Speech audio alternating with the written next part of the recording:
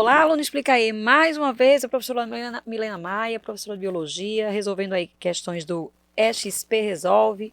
Estamos aqui com a questão do Enem de 2022, da primeira aplicação. Vamos a ela? O texto diz bem assim, gente, ó. Em 2002, foi publicado um artigo científico que relacionava a alteração na produção de hormônios sexuais de sapos machos expostos à atrazina, um herbicida, com o desenvolvimento anômalo de seus caracteres sexuais primários e secundários. Entre os animais sujeitos à contaminação, observaram-se casos de hermafroditismo e, vejam, desmasculinização da laringe. Tudo bem?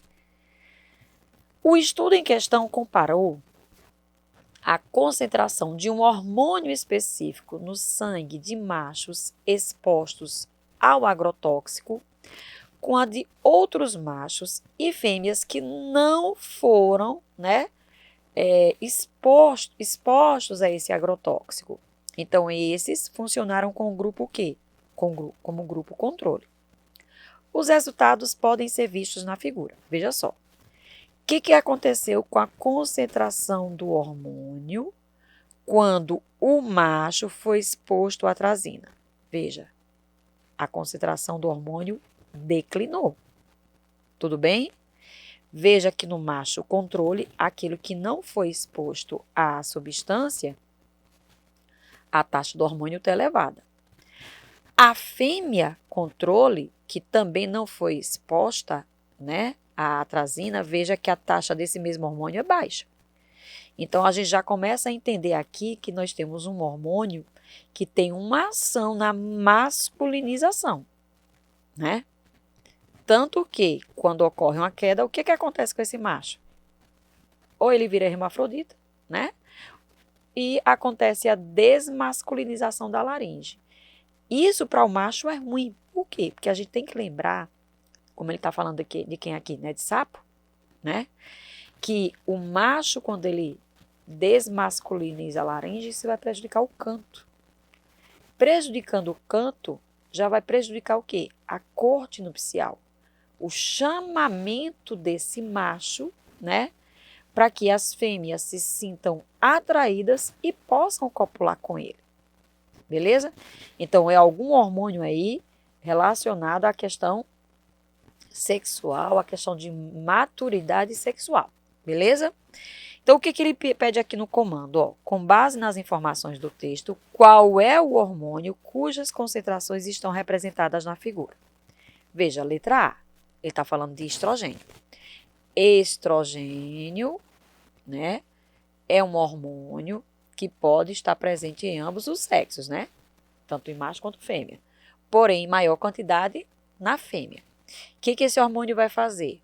Vai promover o desenvolvimento das características sexuais femininas. Então, não é o hormônio em questão, A gente está falando de um hormônio que tem ação masculinizante, Então, letra A está fora.